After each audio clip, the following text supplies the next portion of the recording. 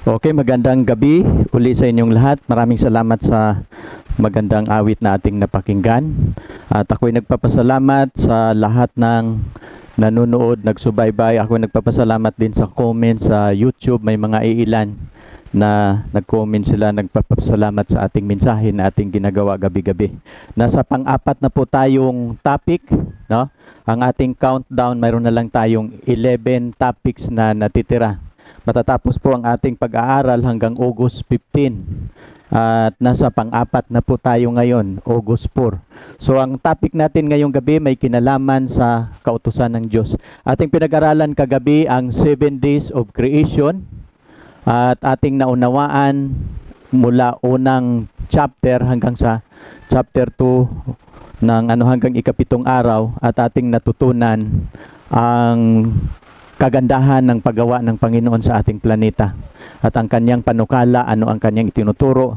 Kaya ini-invite ko rin ang lahat ng mga manunood, maaring ito lang ang paksa na inyong pinapanood, pero kung gusto ninyong maintindihan ang buong kasaysayan mula sa langit hanggang sa lupa at mula sa Genesis ay pag-aralan na po natin ang 7 days of creation. Ngayon ating pag-aralan ngayong gabi anong batas ang nilalagay ng Panginoon doon sa Garden ng Eden. Kasi bago sila nagkakasala, ay nilabag po nila ang batas ng Panginoon. Pero bago tayo dadako, kaya ang ating pag-topic ngayong gabi, may kinalaman sa law of God. At bukas ating pag-aralan ang temptation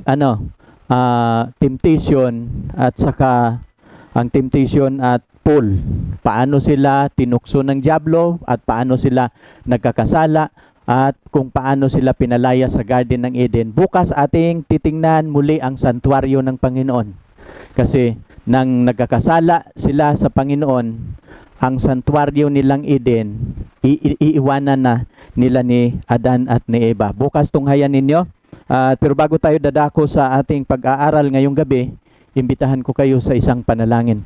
Dakila naming Diyos, muli aming ibabigay sa inyo, Ama, ang papuri, papasalamat sapagkat kayo ang may akda sa gawaing ito. Ginagamit lang ninyo kami bilang kasangkapan, mangunguna sa gawaing ito. Pero kayo pa rin ang nangangasiwa, nagdadala sa mga tao na tinatawagan ninyo. Amang banal, aming ipagkatiwala sa inyong banal na kamay ang aming tungkulin at gawain sa gabing ito. At aming hinihiling kung paano kami pinagpala kagabi at maraming nanonood. Sana Panginoon, marami ding manonood sa gabing ito at inyong pagpapalain. At sa bawat gabi-gabi na aming topic, 2 video po ang aming i-upload sa YouTube para mas maraming video, mas maraming manonood. At umaasa kami, Panginoon, na inyong pagpapalain ang lahat naming video na gagawin. Balang araw, makikita namin ang mga tao na aming pinaglingkuran sa gawaing ito. Salamat, Ama, sa pagdinig mo sa aming dalangin. Nawa ang gabay ng Holy Spirit mangunguna sa akin at sa lahat ng aking mga viewers. Inyo silang pagpapalain. Nawa makapagpatibay, makapagpatatag ito sa mga relasyon ng mga lingkod ninyo ng mga 70 Adventist at lalong higit sa lahat sa mga hindi pa Adventist na magtutunghay nito. Salamat, Ama, at umaasa ako na sa gawaing ito maraming maalarma sa pandaraya ni Satanas sapagkat maraming relihiyon ngayon na nagtuturo na wala ng kautusan. Pero salamat sa inyong pangunguna, salamat sa inyong pagpapala na aming tatanggapin sa gabing ito sa pangalan ng Panginoong Hesus. Amen. Okay, magandang gabi sa inyong lahat at ito po yung ating paksa, no? Atin po itong bilisan konti para mas madali tayong matapos. No, ating napag-aralan mula pa ng una, ating pinag-aralan ang santuaryo ng Panginoon sa ilang, no?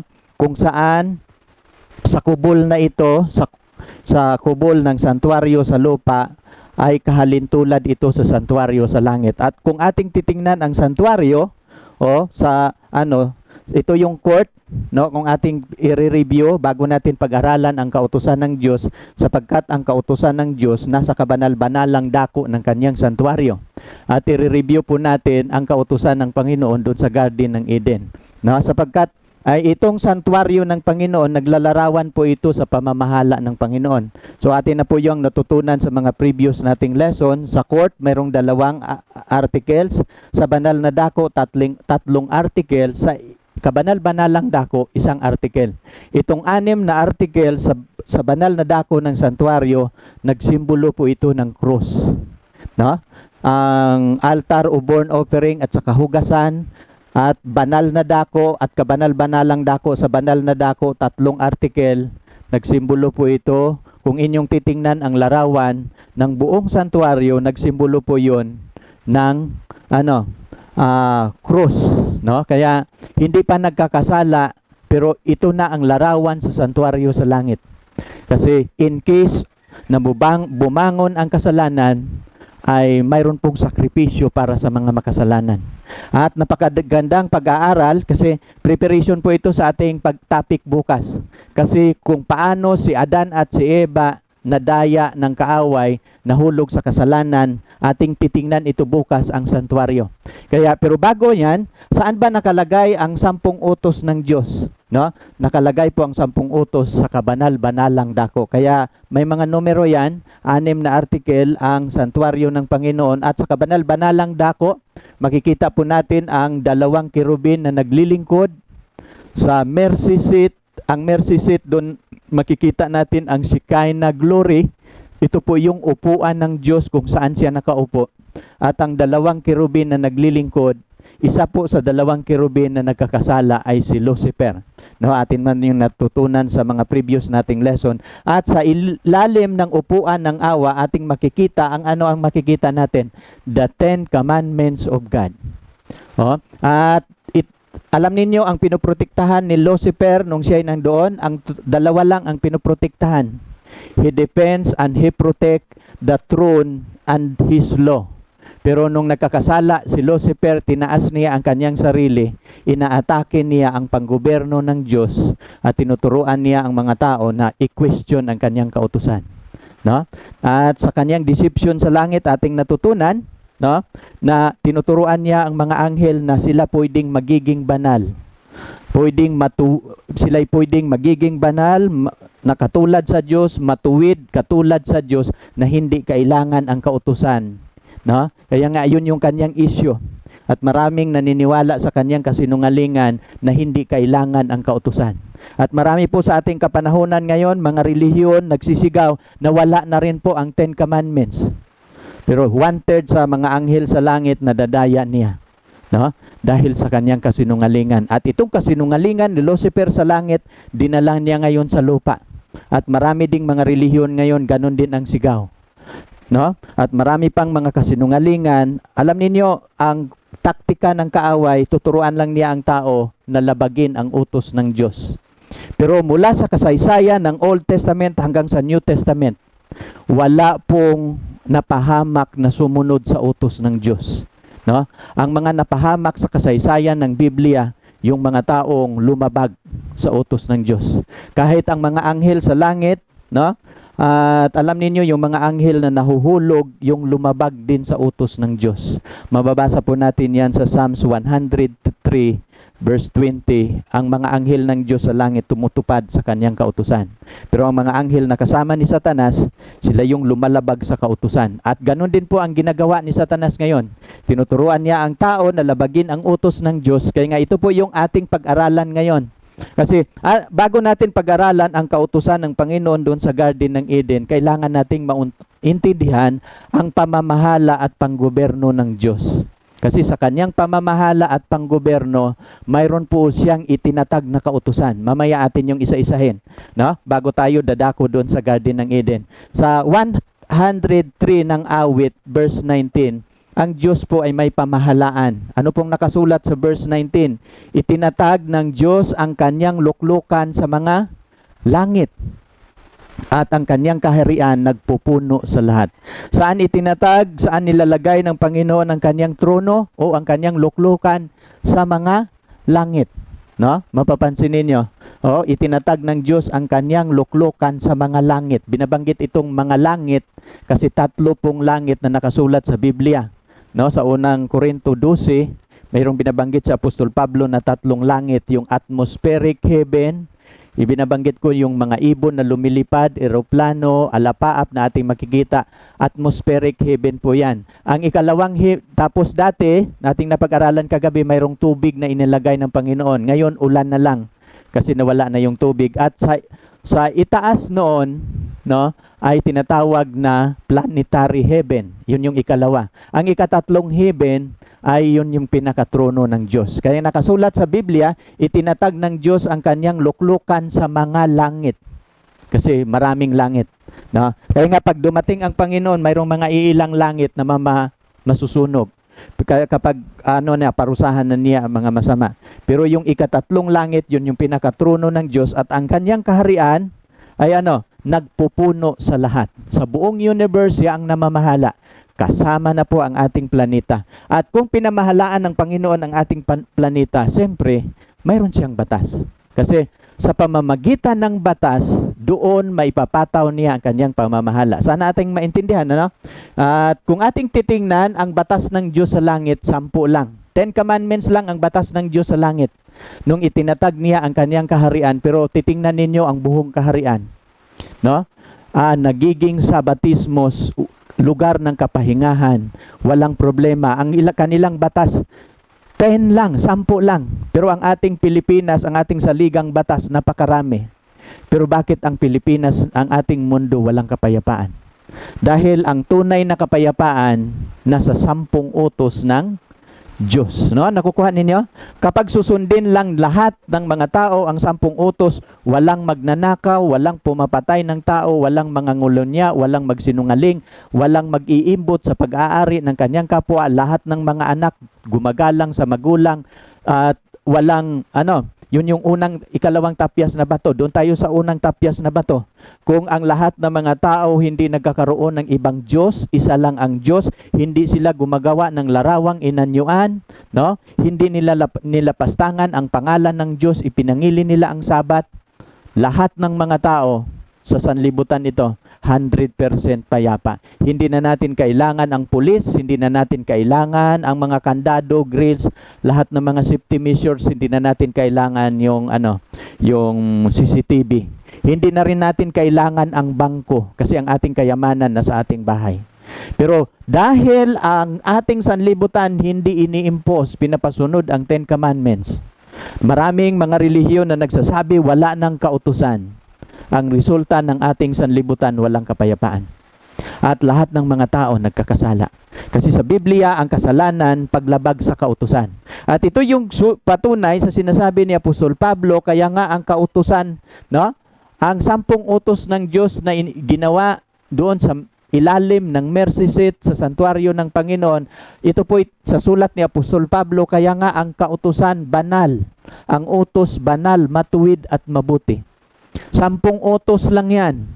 Pero ang kalagayan ng utos na ipinatupad ng Panginoon, katulad sa kanyang likas, katulad sa kanyang karakter. Atin na natutunan sa previous nating pero i-review ko lang kasi kautusan ang ating ngayon. Huwag nating kalimutan ito. Ang 10 utos ng Diyos, transcript po ito ng kanyang karakter. Ito po yung mga talata na aking ginagawa. No? Ang Diyos ay pag-ibig, ang kautusan din niya ay pag-ibig. Ang Diyos ay mabuti, ang kautusan din niya ay mabuti. Ang Diyos banal, no? Ito yung mababasa natin sa Biblia. Ang Diyos banal, ang kautusan din banal. Ang Diyos ay matuwid, ang kanyang kautusan din ay matuwid. Ang Diyos ay perpekto, no? Ang kautusan din niya ay perpekto. May mga talata tayo niyan. Ang Diyos ay liwanag, ang kanyang kautusan din liwanag, no? Mayroon pa doon ang Diyos daan, mayroon din pang akong talata, hindi ko lang nalagay dito, ang kanya ding kautusan daan. Mababasa natin sa Proverbs 6:23. Ang Diyos ay walang katapusan, ang kanya ding kautusan wala ding katapusan, no? Ang kanyang covenant. God doesn't change. Siya the same yesterday, today and forever. Ang kanya ding kautusan mananatili din ito magpakailanman. At sabi sa Lucas 16:17, mas magaan pang mawala ang langit at ang lupa kaysa isang tuldok sa isang kudlit ng kautusan. Ganun kaimportante ang kanyang kautusan. Now ngayon, pagkatapos niya ginawa ang tao, binigay niya ito sa tao. Ating pinag-aralan kagabi ang paglikha No? Yung 7 days of creation. Mula sa pasimulang araw, ating dinidetalye hanggang natatapos sa ikapitong araw, napapaliwanag ko ng maayos. So sa mga hindi nakapanood ngayon o kagabi, pupunta lang kayo sa YouTube, hanapin ninyo ang ating gabi-gabi na topic at mapapanood po ninyo. No? Kung hindi ninyo nakikita, sabihin ninyo sa akin, ibibigay ko sa inyo ang link. Sa Biblia, pero bago tayo dadako sa talakayan patungkol sa kautusan doon sa Garden ng Eden. Kasi pagkatapos ginawa ni Adan at ni Eva ay binigyan po sila ng batas, no? Pero bago natin pag-aralan ang batas na binibigay ng Panginoon doon sa Garden ng Eden, mayroon po muna akong isisingit sa inyo na importante na mga katotohanan. Sa Biblia, mayroon pong iilang mga batas na tinatawag na reserved portion. Ano po ito, no?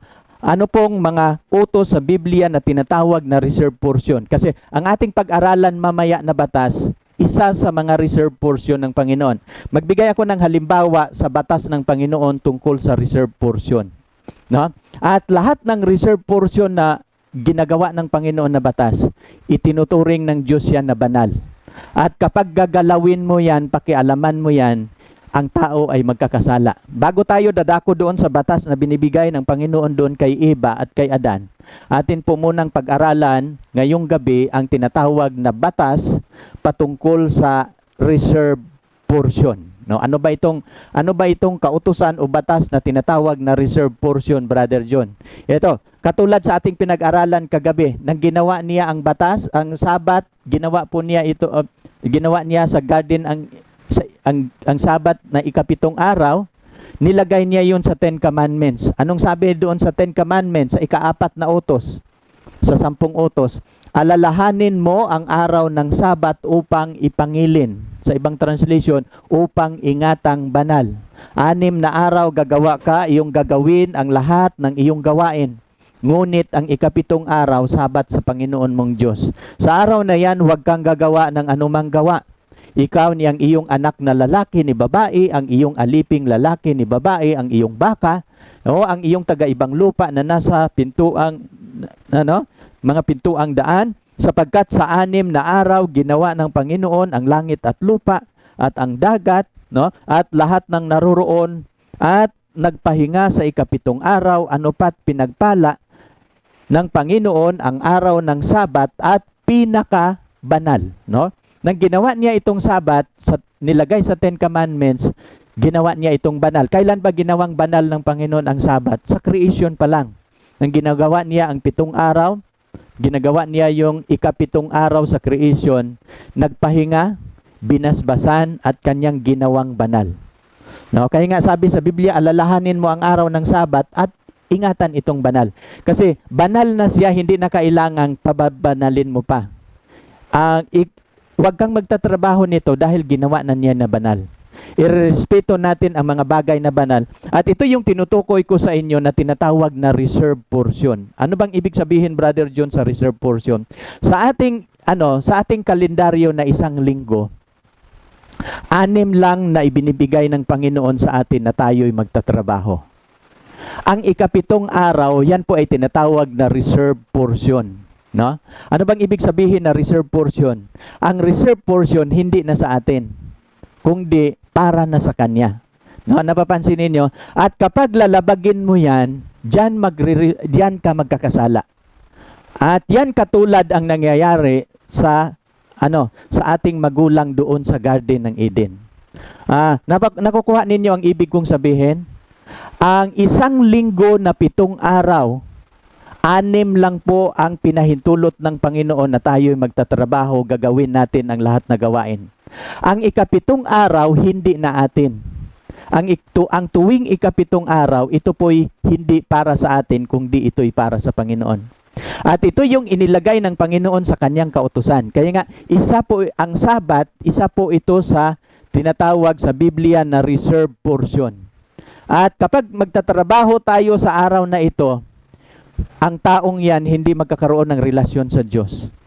Kasi nilalabag niya ang kamantayan, nilabag niya ang kautusan patungkol sa reserved portion. Mayroon ngang isang pastor na nagsasabi, imposible sa isang tao na mangingilin ng Sabat na hindi siya magkakaroon ng relasyon sa Diyos. No? Ang Sabat, sa 6 na araw gagawa ka, gagawin ang lahat na gawain. Ngunit ang ika-7 araw ang Sabat. Hindi po ang unang araw. Maraming nanonood ngayon, baka akala ninyo araw ng linggo yon. Hindi po araw ng linggo ang Sabat sa Bible. Ang Sabat sa Bible, ika-7 araw. Pag titingnan po ninyo ang ika-7 araw, araw po yun ng Sabado o Saturday. No, sa English. Kaya nga, ito po yung pinapaliwanag ko sa inyo na reserve portion. Pangalawang reserve portion na tinuturo ng Biblia, 3 lang po ang aking nakikitang reserve portion sa Bible.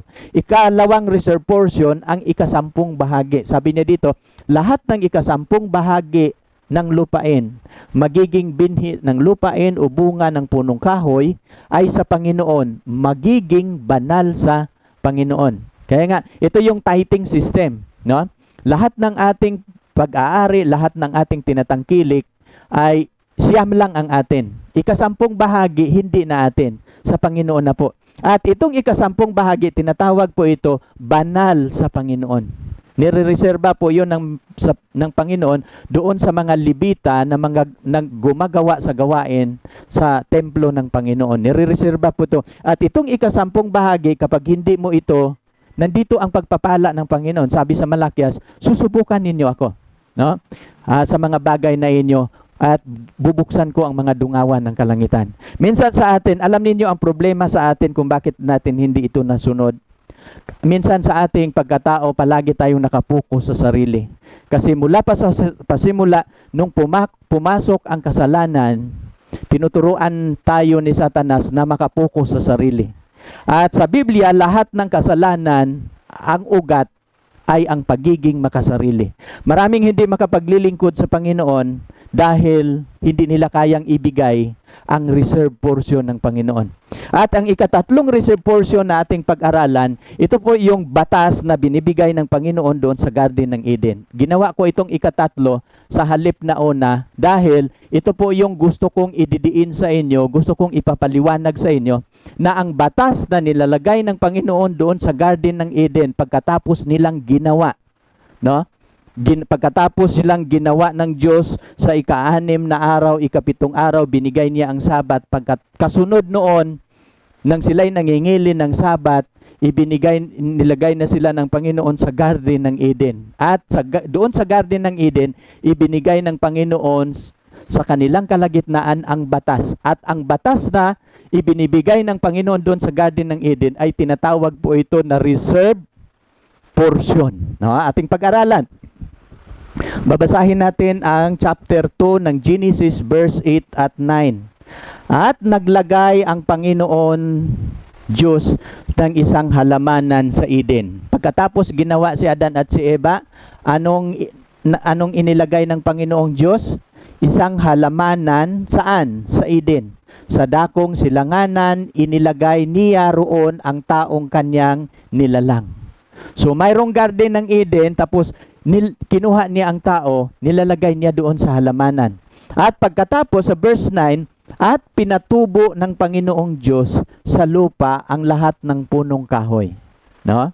Mapapansin niyo, pinatubo na ang lahat ng punong kahoy na nakakalugod sa paningin. At mabubuting kanin. Gayon din ang punong kahoy ng buhay. No? Napapansin ba ninyo? Alam ninyo kung bakit ang tao walang kamatayan? Nung kapag sumusunod lang sila ni Adan at ni Eva, doon sa Garden ng Eden, nilagay ng Panginoon ang kahoy ng buhay. At alam ninyo, nung nagkakasala si Adan at si Eva, bakit sila pinalayas doon sa Garden ng Eden? Alam ninyo kung bakit? Dahil sa punong kahoy ng buhay. Bawal na silang kakain sa punong kahoy ng buhay kasi sa sulat ni Ellen G. White, sa oras na sila'y kakain sa punong kahoy ng buhay, ang kasalanan wala ng katapusan, walang kamatayan ang kasalanan.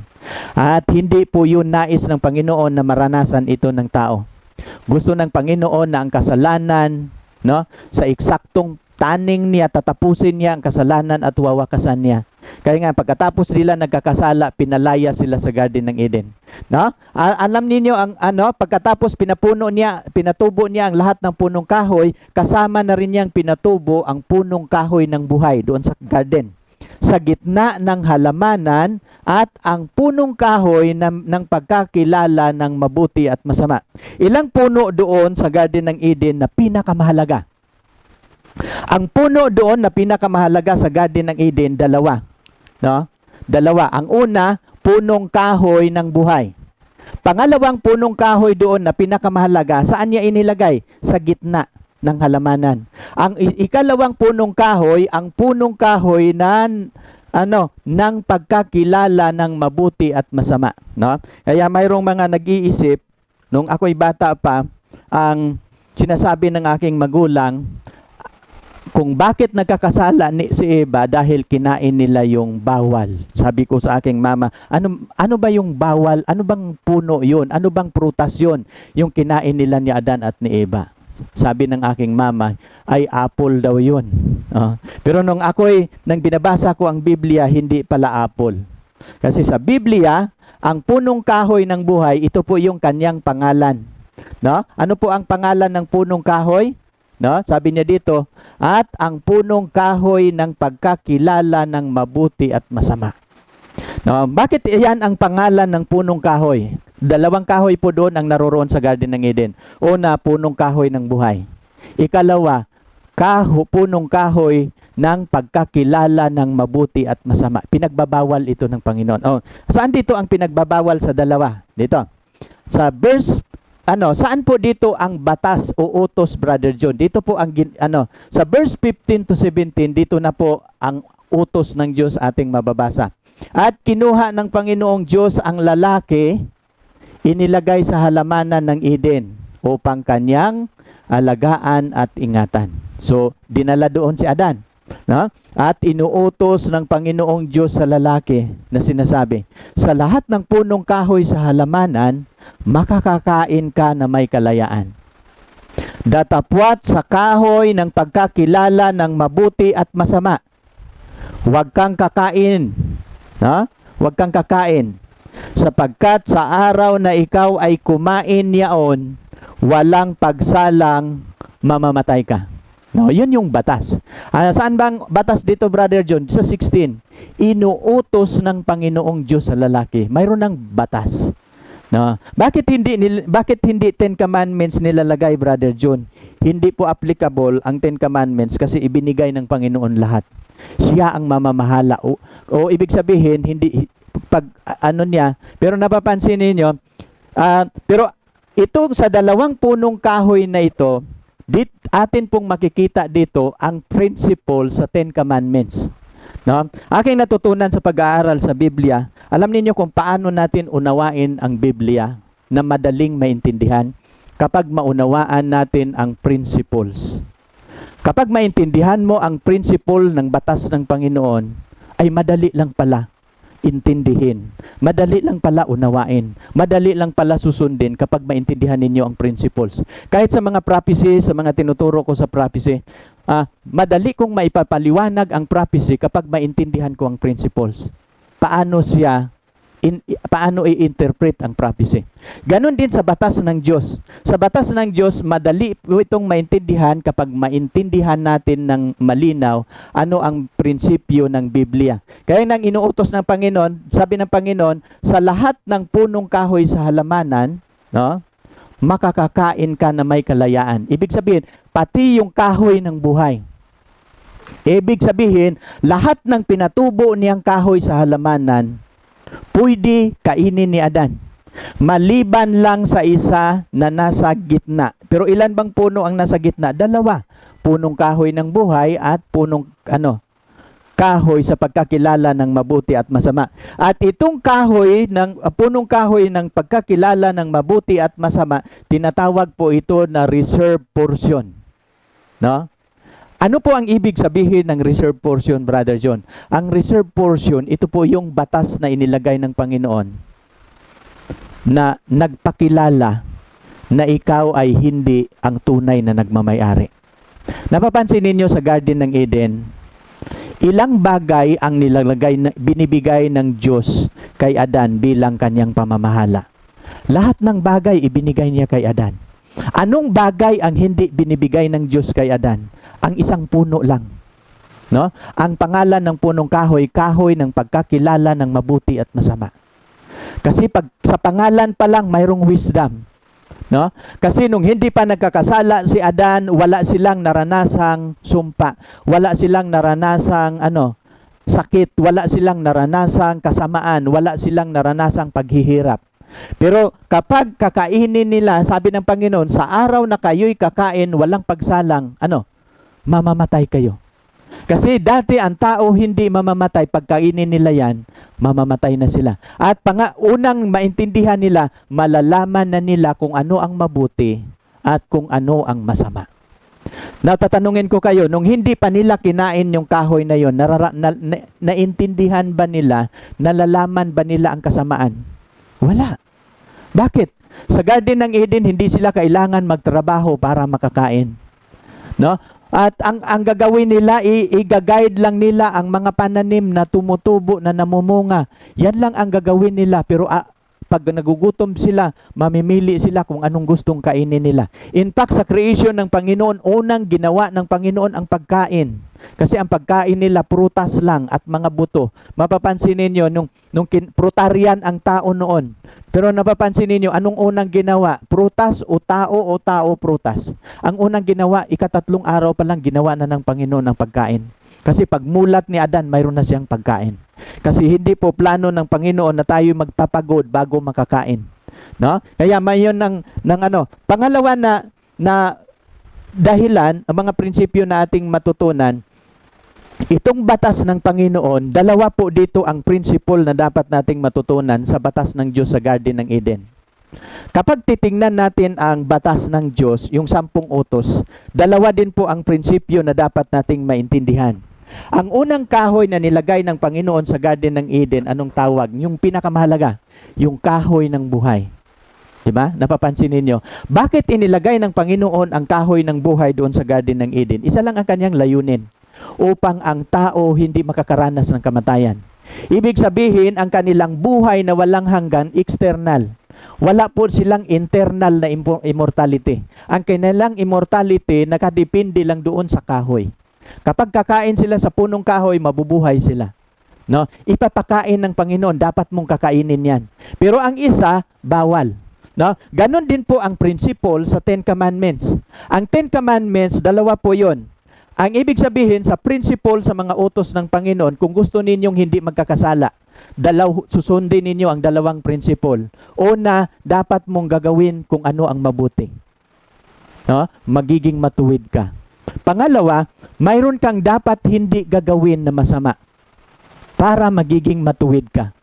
Katulad sa Garden ng Eden, ang principle po doon, nandoon na po ang principle ng 10 Commandments. Nang pinagbabawal ng Panginoon kung kakainin yon, kapag kakainin nila, sila po'y nagnakaw.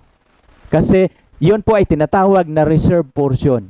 Anong kasalanan kapag kakainin nila ang pinagbabawal ng Diyos? Yan po ay kasalanan sa pagnanakaw.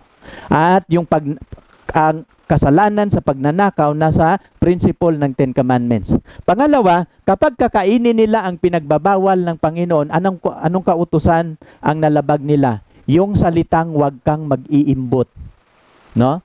Sa mga pag-aari ng iyong kapwa. Ito'y pag-aari ng Diyos, huwag mong iimbutin. Mayroon kang pag-aari na binibigay sa iyo ng Diyos, yun lang ang iyo. Dapat kontento ka. Pero si Eva, nang tinukso ng diablo, bukas ating pag-aralan yung temptation at saka pull.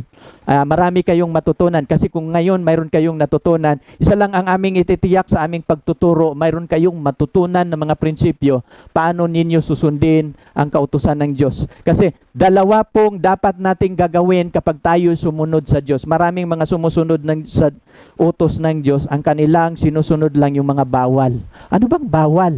No? At anong bawal? Madaling susundin yung bawal kasi wala kang gagawin. Pero may mga kautusan na dapat mong gagawin, katulad doong kahoy ng buhay. Sa palagay mo, mabubuhay ba sila ni Adan kung hindi sila kakain ng punong kahoy ng buhay? Mamamatay din sila. Ganon din po ang ating sa pagsunod sa Ten Commandments. Kapag ang mabuting bagay hindi mo gagawin, ano din, kasalanan din. Saan natin mababasa? Santiago 4:17, sa nakakaalam nga ng paggawa ng mabuti at hindi ginagawa, kasalanan. Itong dalawa, kaya nga mayroon tayong balance na paglilingkod. Ang isang bagay dapat mong gagawin, ang isang bagay dapat mong hindi gagawin. Sana nagkaintindihan tayo. Ito po ang dahilan kung bakit sila nagkakasala. Ating pag-aralan ngayong hapon, ano ba ang kasalanan? Bakit ba ang tao nagkakasala? Bakit ba si Lucifer nagkakasala? Isa lang po ang 3 pong definition sa Biblia, pero isa lang ang aking ibibigay sa inyo ngayon. Unang Juan 3:4, anong sabi sa unang Juan 3:4? Ano ba ang kasalanan?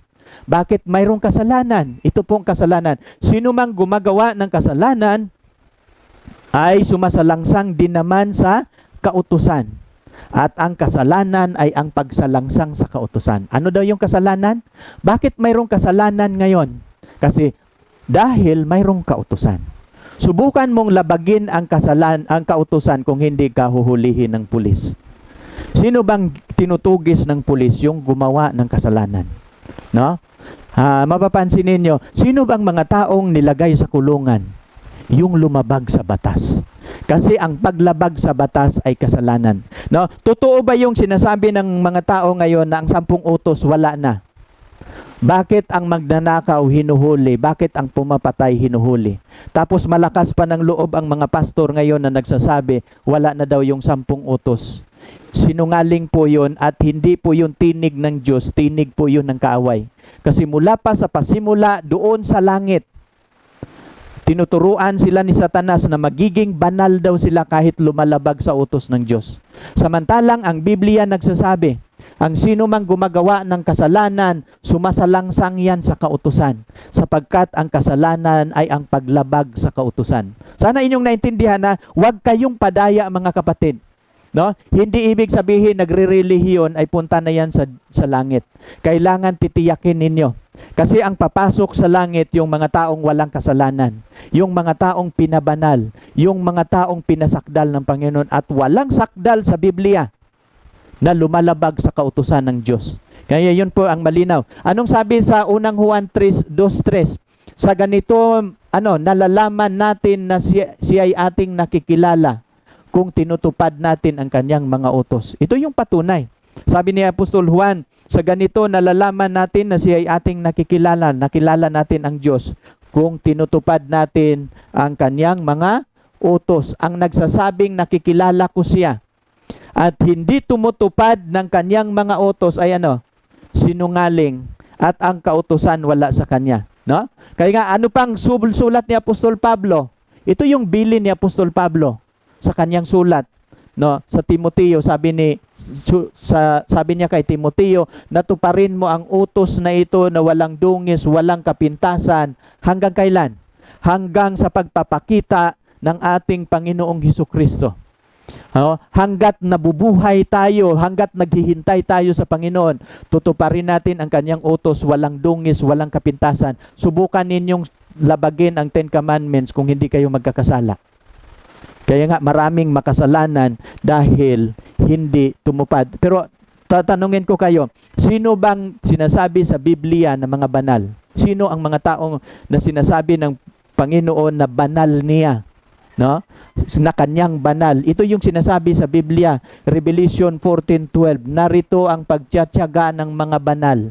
Ang mga banal nagtiyatiyaga, no? Nangangaral, nagtuturo sa aral ng Panginoon. Narito ang pagtiyatiyaga ng mga banal. Ano ang ginagawa ng mga banal? Ng mga nagsisitupad ng mga utos ng Diyos, no? At ng may pananampalataya kay Jesus. Ang mga banal, ito yung mga tumutupad sa utos ng Diyos. Sino yung mga anghel na natira sa langit, hindi nahulog sa lupa, yung sumusunod sa utos ng Diyos? 103 verse 20 ng awit. Sino ang mga banal dito sa lupa? Yung tumutupad sa utos ng Diyos. Alam ninyo, ano bang dahilan kung bakit si Adan at si Eva nagkakasala? Hindi tumutupad sa utos ng Diyos. Pero maraming mga relihiyon ngayon nagsasabi, wala ng utos ng Diyos. Ang sumunod sa utos ng Diyos sinumpa. Hindi po yun totoo. No? Pakinggan lang ninyo ang aking mga video sa YouTube, maintindihan ninyo. Yung pag-aralan ninyo, yung law and grace. Mayroon akong paliwanag tungkol sa law and grace. Ipapaliwanag ko sa inyo kasi maraming mga issue na binibigay nila sa Ten Commandments. Kailan ba binibigay ng Diyos sa tao ang Ten Commandments? Kailan ba iniabot ng Panginoon, sinulat ng Panginoon ang Ten Commandments? Doon sa bundok ng Sinai. Pero hindi nangangahulugan na nang binigay ang Ten Commandments doon sa bundok ng Sinai mula kay Adan hanggang kay Moses. Alam niyo kung gaano katagal mula kay Adan hanggang kay Moses? 2,000 at 500 taon. Ganon katagal, 2,500 years kung hindi ako nagkakamali. Bago ibinigay ng Panginoon ang Ten Commandments. Pero nangangahulugan ba na mula kay Adan hanggang hanggang kay Adan hanggang kay Moses, mula kay Adan hanggang kay Moses, hindi nag-i-exist ang Ten Commandments? Hindi po 'yon.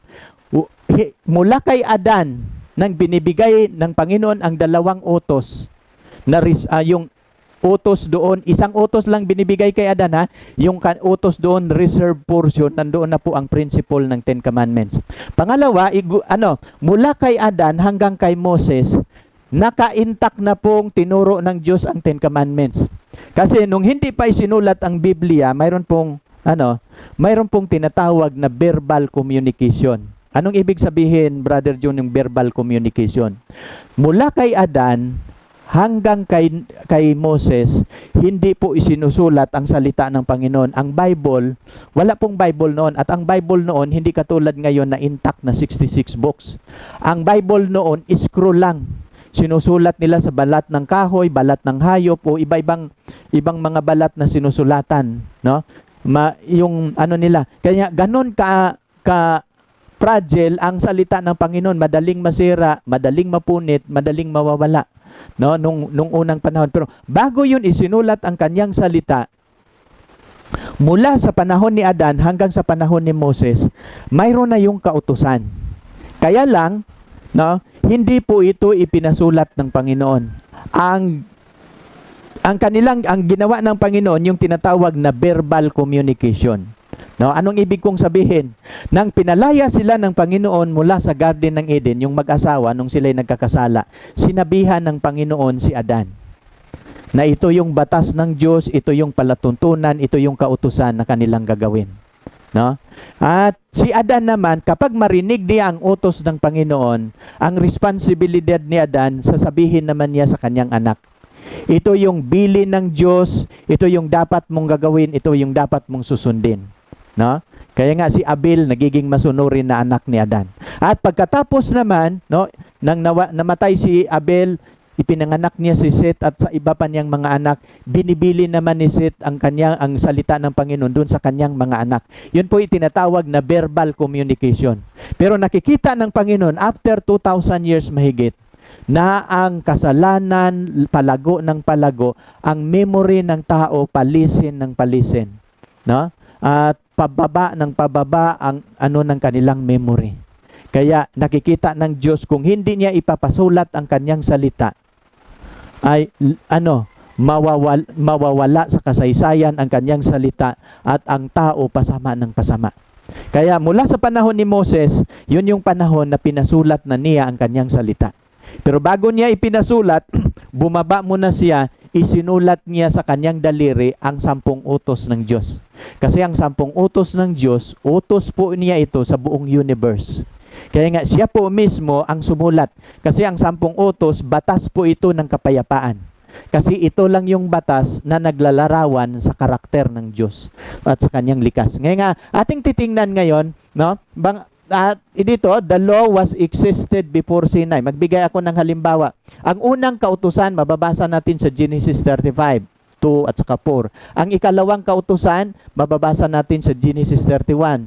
No? Ang ikatatlong kautusan, pag titingnan ninyo yan isa-isa, no? Pwede ninyong ipopost ninyo o picturean, mababasa na ninyo na isa. Hindi na natin ito mababasa isa-isa. Pinakita ko sa inyo na bago pa ibinigay ang 10 utos, nag-exist na yan. At saan ba natin mababasa? No, for example, magbigay ako sa inyo ng halimbawa. Nung pinatay ni Cain si Abel, Mayroon ng 10 utos doon na nakasulat? Wala. Pero mayroong verbal na communication. Kaya nga, alam na ni Abel at ni Cain. Pero mapapansin ninyo, nung naghandog si Abel sa Panginoon, nagalit si Cain. At ang ginawa ni Cain, pinatay niya si Abel. Nung pinatay niya si Abel, ang tanong, nagkakasala si Cain? Hindi. Kasi walang nakasulat sa Biblia na 10 utos. Pero mapapansin ninyo, bakit ang Biblia nagsasabi nung pinatay niya si Cain ay masama? Si Cain ay nagkakasala. Titingnan natin ang sulat niya. So, unang Juan 3:12, ito yung sulat ni Juan. Hindi gaya ni Cain na siya'y masama. Nung pinatay niya si Abel, siya ba'y mabuting tao o masama? Masama si Abel. No? Ano ba ang mga taong masasama? Lumalabag yan sa kautusan. Hindi gaya ni Cain na siya'y masama. Pinatay ang kanyang kapatid. At bakit niya pinatay? Sapagkat ang kanyang mga gawa'y masama. At ang mga gawa ng kanyang kapatid ay mabuti. No, mapapansin ninyo, kaya nga mayroong labanan sa kabutihan at kasamaan. At kung bakit niya pinatay, dahil po daw siya ay masama. Kaya nga, hindi pa nakasulat ang 10 Commandments, alam na ng mga tao na masama ang pumatay. Now ngayon, bakit mayroong mga taong nagsasabi ngayon, wala na daw yung 10 Commandments? Ibig sabihin, okay lang ang pumatay? Hindi po okay. Kasi hindi nga nakasulat noon, hindi nga okay, lalo pa ngayon, na binigay na talaga. No? Mapapansin ninyo, dito, ikalawa, sa Genesis 39:7-9, yung tinukso si Joseph sa asawa ni Potiphar. Ito yung talata. No? Ito'y patungkol sa pangangalunya. Yung principle sa 10 Commandments. Nandoon na po. Sabi niya dito, at nangyari pagkatapos ng mga bagay na ito. Ano sabi niya dito? Na tinitigan si Jose sa asawa ng kanyang Panginoon. Ang Panginoon ni Jose ay si Potiphar. Na sinasabi, sipingan mo ako.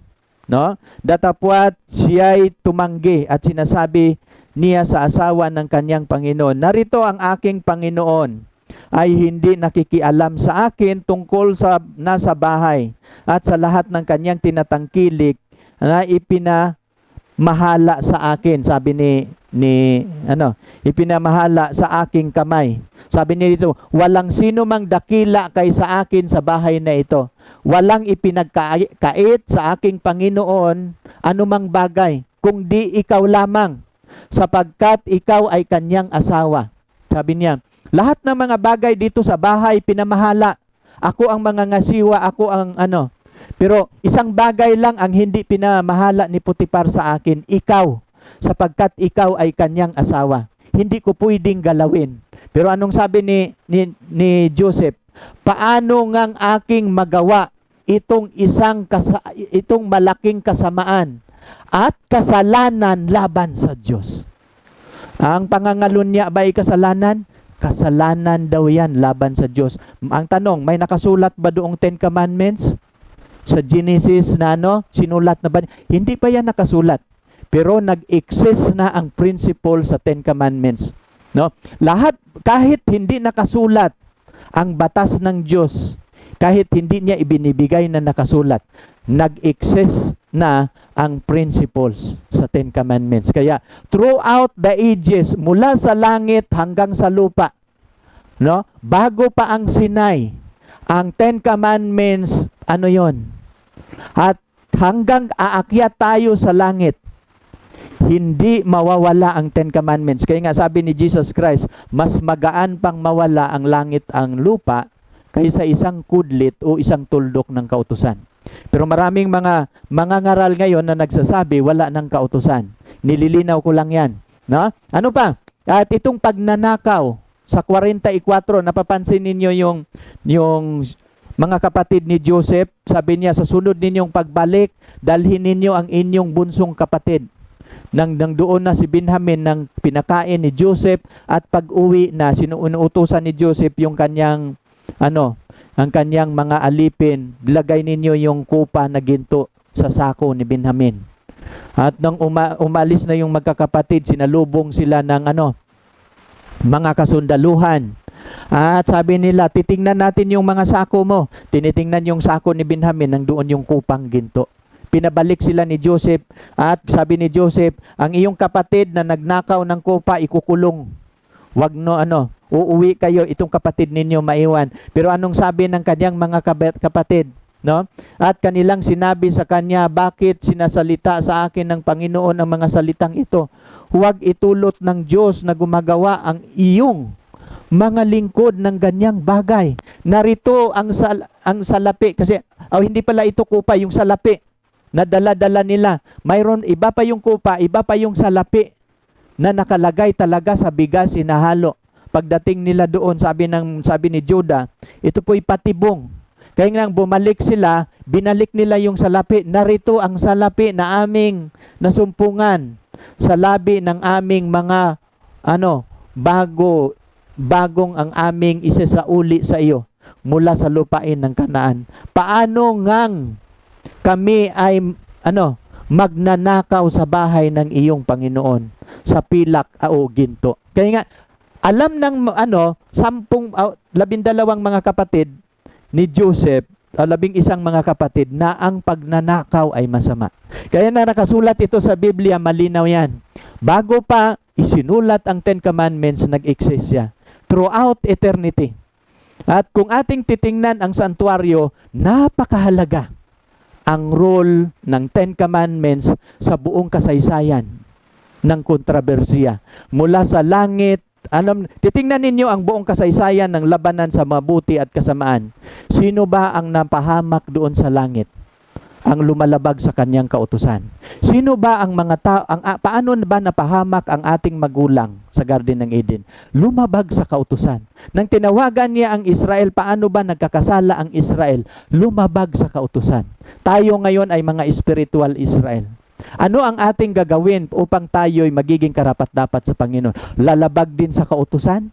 No, hindi maaari. Ang kautusan ng Diyos, nangangahulugan po ito ng buhay. Kaya nga sabi ni Jesus Christ, sa 14:15 sa 12:15 ng Juan, nalalaman ko na ang kanyang utos, buhay na walang hanggan. Ang utos ng Diyos, buhay na walang hanggan. Ang binatang mayaman, sabi niya, anong gagawin ko para magkakaroon ako ng buhay na walang hanggan? Anong mabuti kong gagawin? Anong sabi ni Jesus Christ sa binatang mayaman? Ano ba ang nakasulat sa kautusan? No? Sabi niya, kung ibig mong pumasok sa buhay, tutuparin mo ang mga utos. Sabi ng binatang mayaman, alin-alin? Sabi ni Jesus, huwag kang papatay, huwag kang mangangalunya, huwag kang magnakaw, huwag kang magsaksi ng di katotohanan, igalang mo ang iyong ama. Ano ang tinuturo ni Jesus? 10 Commandments. No? Ang kautosang ito, ang 10 Commandments, sa Messianic prophecy ni Isaias, ito yung sinasabi, ang kautosang ito, itong 10 Commandments, minamagnify ito at tinuturo ito ng ating Panginoong Hesukristo. No? Saan natin mababasa? Itong 10 Commandments na nasa kaban ng tipan, nung si Jesus ay naging tao, ay minamagnify. No? This is the kind of law that Christ magnify. Ano bang ibig sabihin ng magnify? Ginamit ko itong English kasi dito natin masusumpungan ang salitang magnify. Ano bang ibig sabihin ng magnify, Brother John? Kapag ikaw nagbabasa, maliit yung libro na binabasa, anong iyong gagamitin para yung litra ng mga maliit na litra magiging malaki? Gagamit ka ng magnifying glass. Kasi yung maliit, papalakihin niya. No? At alam ninyo, nung dumating si Jesus Christ, yung batas sa 10 Commandments, pinapalaki niya. No? Ating pag-aralan yan ngayon. Saan yun natin makasulat? Kapag pag-aralan ninyo yung Messianic prophecy, na sabi niya dito, the Lord is will please for His righteousness sake. He will magnify the law and make it honorable. No? Sino itong Lord dito na siya po'y natutuwa o nalulugod sa katuwiran, no? Sa pangalan ng katuwiran at kanyang minamagnify ang kanyang kautusan at ginawa itong marangal. Ano po ba ang niya dito? Sabi sa Tagalog, mayroong Tagalog dito, kinalulugdan ng Panginoon dahil sa kanyang katuwiran na dakilain ang kanyang kautusan at gawin itong marangal. Magbibigay ako ng halimbawa. Paano ba minamagnify ni Jesus Christ ang kautusan? Nakuha ba ninyo ang ibig kong sabihin patungkol sa magnify? Yung maliit, papalakihin. For example, mayroong mga iilang utos sa 10 utos ng tinuro ni Jesus Christ, pinapalawak niya. For example, magbigay ako ng halimbawa. Sa Mateo 5:21 hanggang 22. Ito yung utos na pinapalawak niya ang hangganan. Ating titingnan. Narinig ninyo na sinasabi ng sa mga tao, sa una, huwag kang papatay. At kung ang sino mang pumatay, nasa papanganib ng kahatulan. No? At sa 22, datapwat sinabi ko sa inyo na ang bawat napupuot ng kanyang kapatid, no? Sabi niya, ay sa panganib sa kahatulan. Ang dito, pumapatay, nasa panganib sa kahatulan, pero ang napupuot pa lang, pariho, nasa panganib na rin ng kahatulan. Ibig sabihin, kung ang pumatay kasalanan, ang napupuot kasalanan din. Yan ang ibig sabihin. At ang sino mang nagsasabi sa kanyang kapatid, Raka, ay napasa panganib sa Sanhedrin, at ang sino mang nagsasabi, ulol ka, ay nasa panganib sa impernong apoy. No, alin dito ang kautusan na kanyang pinapalawak? Dito ay yung kautusan patungkol sa pagpatay. Huwag kang papatay. Ikailang utos yan sa 10 Commandments. No? Mapapansin ninyo. 8, mapapansin ninyo. Huwag kang papatay. Pero mapapansin ninyo, kung napupuot ka lang sa kanyang kapatid, nakapatay ka na, o nasa panganib ka na ng kahatulan. Ibig sabihin, ito ang sinasabi ng kautusan, pero mas lalong pinabigat ni Jesus Christ. Yan po ang ibig sabihin ng magnify. Pinapalawak niya ang hangganan. Ito yung akto ng pagpatay, pero hindi mo pa napatay, nagkakasala, pareho lang ang kasalanan. Nakukuha ninyo? Pangalawa na ipapaliwanag ko sa inyo. At itong turo ni Jesus Christ, tinuro din ito ng kanyang mga alagad. For example, katulad ni Juan, ang sino mang napupuot sa kanyang kapatid, anong sabi ni Juan? Ay mamamatay tao. Saan yan nakukuha yung prinsipyo na yan? Prinsipyo po yun ni Jesus Christ. No? Ibig sabihin, ang turo ni Jesus Christ at ang kanyang mga alagad pareho. At ito din po ang turo ko ngayon. Na kapag ikaw napupuot sa iyong kapatid, ang sabi ng Biblia, ikaw ay mamamatay tao na. At nalalaman ninyong ang sino mang mamamatay tao ay hindi manananahan sa buhay na walang hanggan. Kung kayo ay mga Kristiyano na itinuturing ninyo na lingkod kayo ng Panginoon, kayo hindi nagpapatawad, napupuot kayo sa inyong kapatid, sa Biblia, ito yung malinaw, mamamatay tao. Nang dumating si Jesus Christ sa Old Testament, 10 Commandments lang yon. Pero nung dumating sa New Testament, pinapalawak niya. Pero ang issue ng mga Kristiyano ngayon, wala na yung 10 Commandments, wala na yung 10 utos, binago na yan ni Kristo. Hindi po iya binago. Kung binago pa, wala ng 10 Commandments, okay na tayong pumatay. Hindi po yun okay. No? Ang tamang paliwanag dyan sa Biblia, He magnify. Pinapalawak niya. Ang maliit, pinapalaki. Nakukuha ninyo ang ibig sabihin? Biblical po yan. At dito, ikatatlo na ating paliwanag. Narinig ninyong sinasabi, huwag kang mangangalunya. Ito yung sabi ni Jesus sa Mateo 5:27. Sa 28, datapwat sinasabi ko sa inyo na ang bawat tumitingin sa isang babae, no? At taglay ang masamang hangad, nagkakasala na ng pangangalunya sa kanyang puso. Malinaw yung naintindihan ninyo ang ibig sabihin ng Biblia? Ibig sabihin, si Jesus po ang magsabi nito. Nang dumating si Jesus Christ sa Old Testament, pinapalawak niya ang hangganan ng 10 Commandments.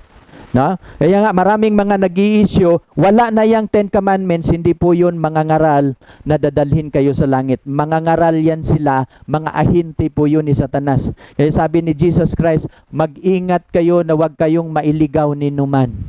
Kasi marami ang magsiparito sa aking pangalan, ililigaw ang marami. Tandaan ninyo, ang relihiyon na hindi nagtuturo ng kautusan, hindi po yun sa Diyos.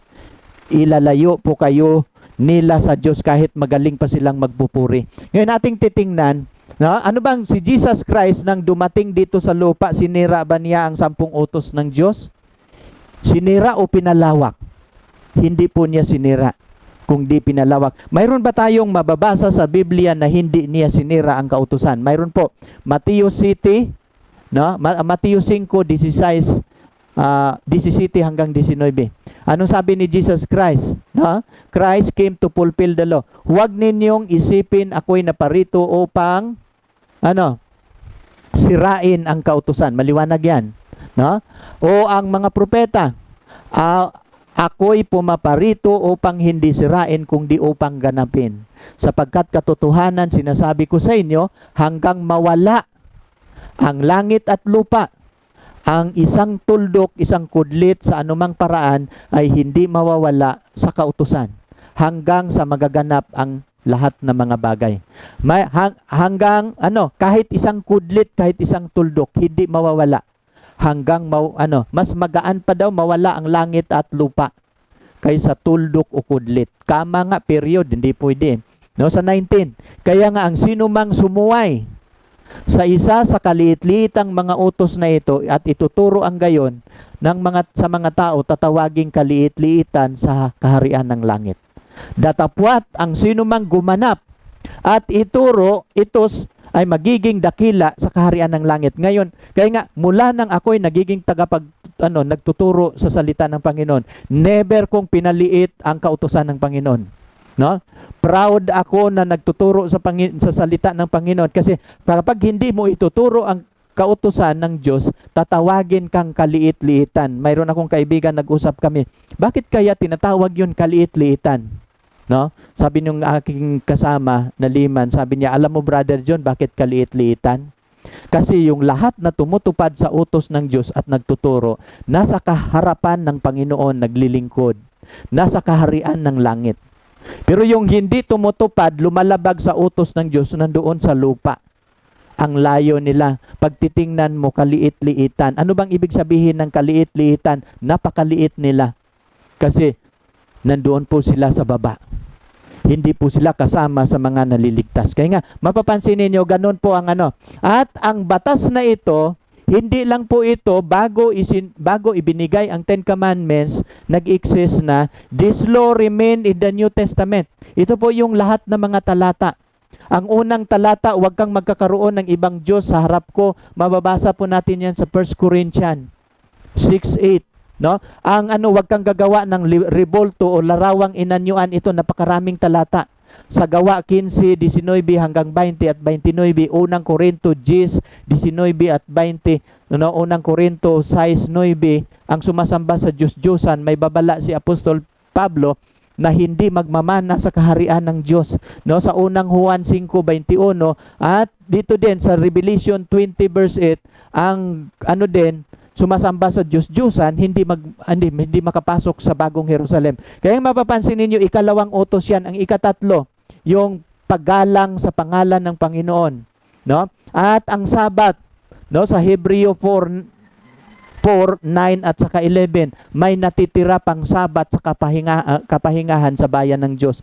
Dito sa sa mga paggalang sa magulang, ito yung tinuturo sa Efeso 6:1 at saka 2, At tinuturo ni Apostol Pablo ang paggalang sa magulang ay Efeso 6:12, At itong mula ika-6 hanggang ika-9, isang talata hanggang lang yan, mula ika-6 na ika-5 utos, ito yung ika-5. Tapos ika-6 hanggang ika-9, isang talata lang sa Bible. Dito natin mababasa sa Matthew 19:16. 19:16 to 19, lahat yan na utos. Isang talata, si Jesus Christ ang nagtuturo mismo. Ang ika-10 utos na huwag kang mag-iimbot, mababasa natin yan sa Roma City. Sabi nila, wala ng 10 utos sa New Testament, subukan ninyong babasahin. Hindi lang buo, hindi magkakasama lahat, pero nahihiwalay sa iba't ibang talata. Kaya nga, mula pa sa langit, sa Old Testament, bago ibinigay ang Ten Commandments, nandoon na. Yung utos na binibigay ng Diyos kay Adan at ni Eva, yung puno, nandoon na rin ang prinsipyo sa Ten Commandments. At alam niyo kung bakit dalawang tapyas na bato? Kasi batas po yun ng pag-ibig. Dalawang responsibilidad. Pag-ibig sa Diyos at pag-ibig sa kapwa. Dalawa ding tapyas na batos kasi sa dalawang prinsipyo. Yung isa, mayroon sa batas na yan, mayroon kang dapat gagawin. Pero mayroon din pong bawal na hindi pwedeng gagawin. No? Sana inyong naintindihan. Ganun ka ano ang ating pagtuturo. No? Saan ba natin mababasa na itinuturo ni Jesus Christ ang Ten Commandments sa Mateo 19:16-19? Babasahin natin. Narito lumapit sa kanya ang isa na nagsasabi, Guro, ano ba ang mabuting bagay na gagawin ko upang ako'y magkakaroon ng buhay na walang hanggan? Maring ito yung inyong tanong ngayon. Ano bang mabuting gagawin ko upang ako'y magkakaroon ng buhay na walang hanggan? Sa 17, sinabi niya sa kanya, bakit mo itinanong sa akin ang tungkol sa mabuti? May isa na siyang mabuti. Datapwat kung ibig mong pumasok sa buhay, ingatan mo ang mga utos. At sinabi niya sa kanya, alin-alin? At sinabi ni Jesus, huwag kang papatay. Saan nakasulat ang utos na ito? Sa Ten Commandments. Huwag kang mangangalunya. Ikapito ito na utos. Huwag kang magnanakaw. Di ba? Napapansin ninyo? Ten Commandments nito. Huwag kang magsaksi ng di katotohanan. Ikasiyam yan. At 19, igalang mo ang iyong ama at ina. Ikailang utos yan. Ikalimang utos yan. Ibigin mo ang iyong kapwa na gaya ng iyong sarili. Kaya nga yung dating daan na nagtuturo ako sa Tagaytay City Jail, sabi niya, Brother June, isa na lang, may tanong ako, kung masagot mo, magpabaptize ako sa inyo. Mababasa mo ba sa New Testament na si Kristo mismo tinuro niya yung Ten Commandments? Nang binabasa ko ito sa kanya, sabi ko, mayroon akong makikitang talata, kapatid, na si Jesus Christ, tinuturo niya ang Ten Commandments. Nang nabasa niya ito sa binatang mayaman, napapansin niya, sabi niya, matagal na pala akong nadaya, Brother John. At isa siya sa nabaptize. At hindi ko alam kung nakakalaya na siya ngayon. Mapapansin niyo, what shall we say then? Is the law sin? Sabi ni Pablo. Ano bang ating, kasi pinapaliwanag ni Pablo dito ang biyaya. Ang biyaya ba masama dahil, ang kautusan ba masama dahil nasa biyaya na tayo? What shall we say then? Is the law sin? God forbid. No, sabi niya, nay, I had not known sin but by the law. Hindi ko nalalaman ang kasalanan kung hindi sa pamamagitan ng kautusan. For I have not known lust. Kung hindi ko nalalaman ang ano ba itong lust sa Tagalog, except the law had said, thou shall not covet. Kaya dito yung about sa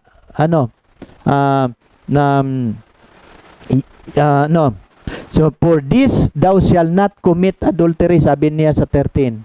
And thou shall not kill, thou shall not steal, thou shall not bear false witness, thou shall not covet. And if there be any others commandment, it is briefly comprehended in this saying, namely, thou shall love thy neighbor as thyself. Pinapaliwanag ni Apostol Pablo ang Ten Commandments. Isa-isa. At isa lang ang suma total dito. Pag-ibig ito sa kapwa. Kaya nga, ang 10 utos ng Diyos ay batas po ito ng pag-ibig. Pag-ibig sa Diyos, ang unang tapyas na bato. Kaya nga, mayroong nagtanong sa Panginoon, Guro, isang lawyer, ano bang dakilang utos sa kautusan? Sabi ni Jesus, ano bang nababasa mo? Sabi ng lawyer, ibigin mo ang Panginoon mong Diyos ng buong puso mo, buong kaluluwa mo, buong lakas, at buong pag-iisip mo. Sabi ni Jesus, at ang ikalawa, ibigin mo ang iyong kapwa na gaya ng iyong sarili. Sabi ni Jesus, gagawin mo at mabubuhay ka. Kasi alam sa sulat sa Juan 12:50, nalalaman ko na ang kanyang utos, buhay na walang hanggan. Kaya, napaka-importante ng kautusan. Sabi niya dito, mas magaan pang mawala ang langit at lupa kaysa isang tuldok, kaysa ang tuldok o kudlit ng kautusan. Kaya, mapapansin ninyo, mas magaan pang mawala ang ating planeta. Mas mabilis pang mawala kaysa tuldok ng kautusan. Hanggang sa bagong langit at bagong lupa. At ito pa yung masasabi ko na pinakamahalaga. Pwede kaya, Brother John, na itong 10 Commandments na sinasabi mo, siyam lang ang aming masusunod, maliligtas kaya kami? Titingnan natin ang Biblia. Sabi ni James, sabi ni Santiago, sapagkat sino mang sumusunod sa buong kautusan, gayon may nagkakasala sa isa, magiging makasalanan sa lahat. Hindi po pwede na siyam lang, kailangan lahat. Bakit? Anong paliwanag ni Santiago? Sapagkat ang nagsasabi, huwag kang mangangalunya, 10 Commandments din yan, ha? At nagsabi naman, huwag kang pumatay. Ngayon, kung ikaw ay hindi nangangalunya, ngunit pumatay ka, ikaw ay hindi nangangalunya, ngunit pumatay ka, nagiging suwail ka sa kautusan. Na anong sabi niya sa 12?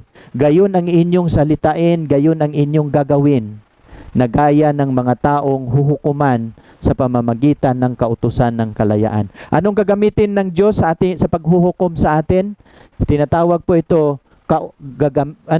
sa pamamagitan ng kautusan ng kalayaan. Kapag tayo haharap sa hukuman ng Panginoon, isa lang ang kriteriya niya, 10 Commandments lang.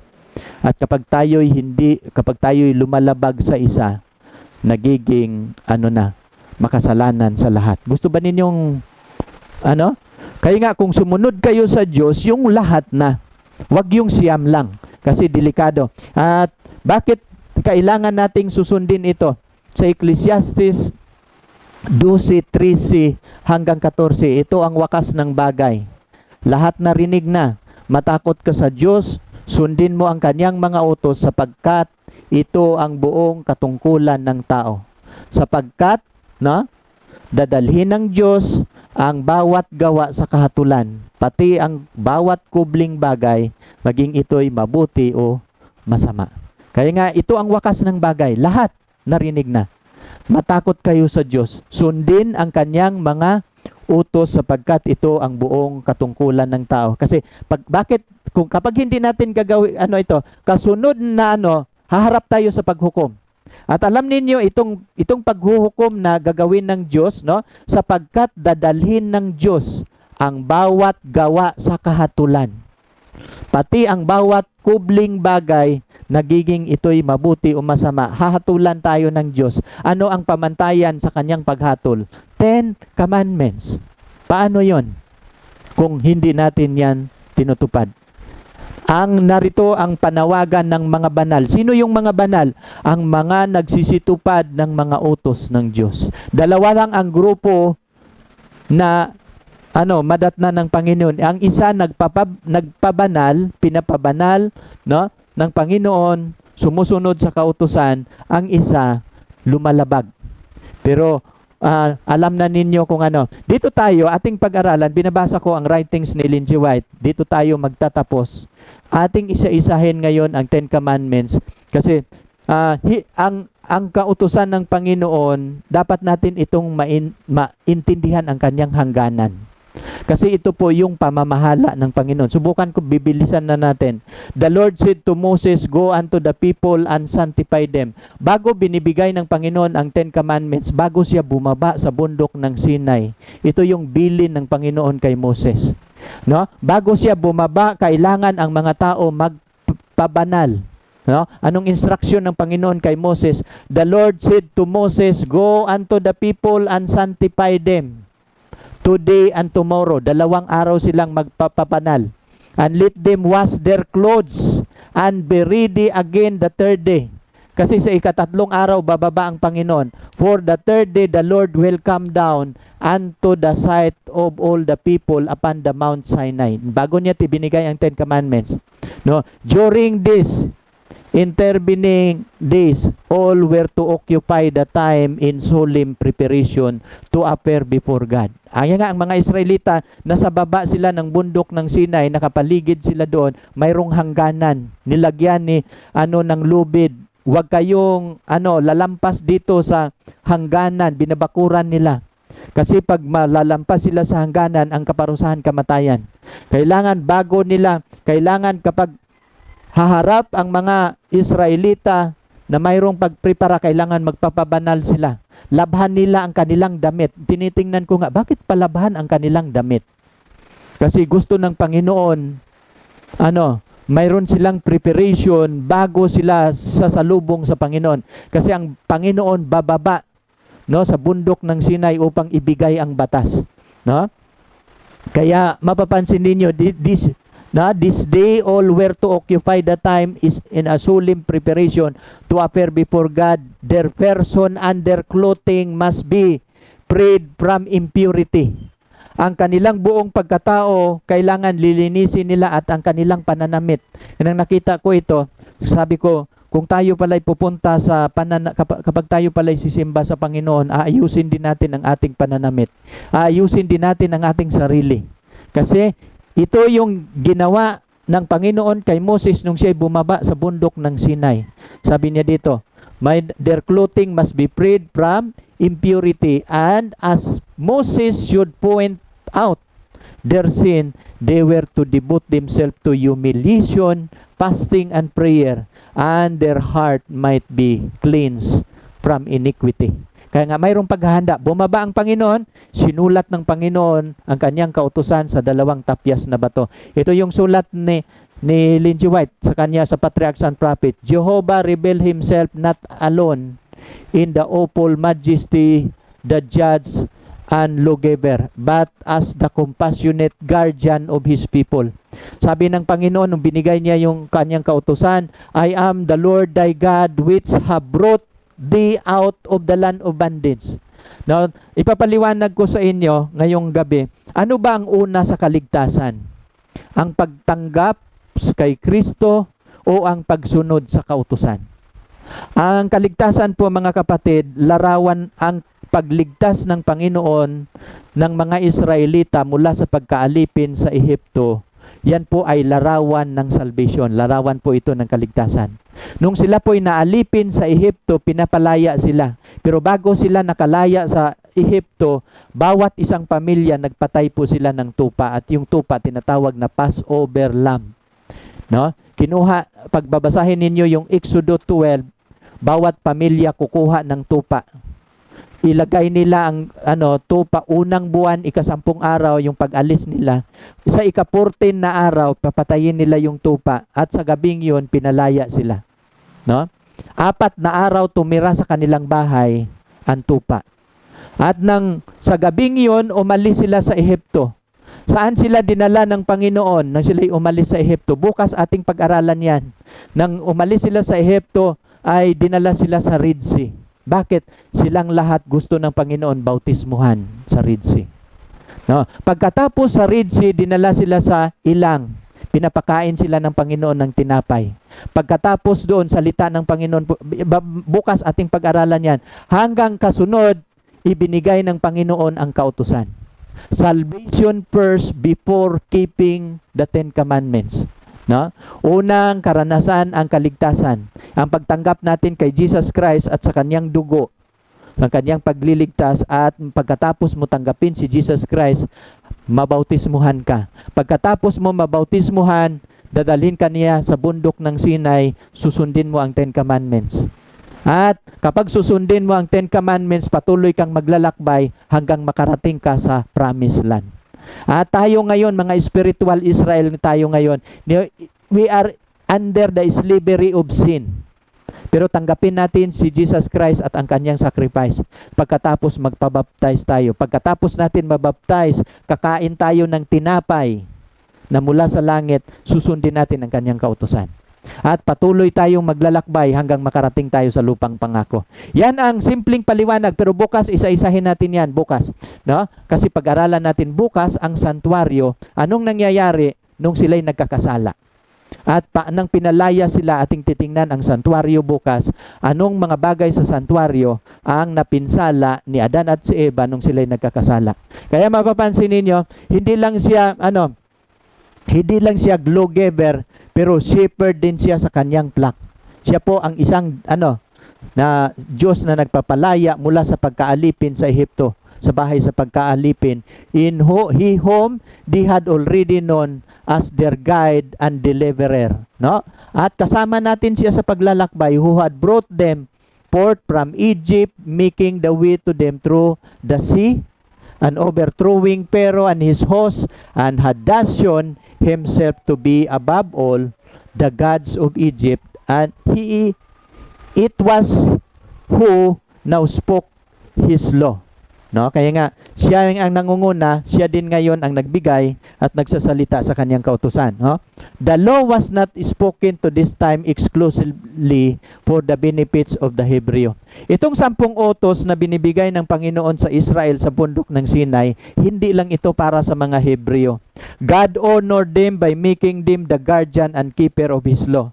But it was to be held as a sacred trust for the whole world. No? Sacred trust din ito for the whole world. Bakit? Itong 10 commandments ng Panginoon, batas din ito sa buong sanlibutan. Napapansin ninyo sa buong sanlibutan, okay lang ba ang pumatay ng tao o kasalanan? Ang buong sanlibutan ngayon naniniwala pag pumatay ka, nagkakasala. Pag magnakaw ka, nagkakasala. Kasi sa sulat ni Ellen G. White, no? At itong kautusan na ibibigay niya ay ito din ang pamantayan, sacred trust for the whole world. The precept of the Decalogue are adapted to all mankind. Kaya buong sanlibutan, adapted ito. And they were given for the instruction and government of all. No? 10 precept, brief, comprehensive, and authoritative cover the duty of man to God and to his fellow man. And all the based upon the great fundamental principle of love. Thou shalt love the Lord thy God with all thy heart, and with all thy soul, and with all thy strength, and with all thy mind. No? And thy neighbors as thyself. Kasi yung dalawang tapyas na bato, batas po yun pag-ibig. See also, Deuteronomy 6, 4, and 5, and Levitico 19, 18. Itong pag-ibig sa Diyos at pag-ibig sa kapwa, yun yung mga talata. Dito tayo sa spiritual meaning ng law. Ating papalawakin ang hangganan ng 10 Commandments. Kinuha ko po ito sa Patriarchs and Prophets, page 305. Sulat po ito ni Ellen G. White. Nang nabasa ko ito sa sulat ni Ellen G. White, sabi ko gagamitin ko ito mamaya sa aking pagtuturo. At ito yung sulat ni Ellen G. White. Dito tayo sa unang utos. Hanggang 10 lang ito, matatapos tayo. Ang unang utos, thou shalt have no other God before me. Ano po ang ibig sabihin yan, Brother John?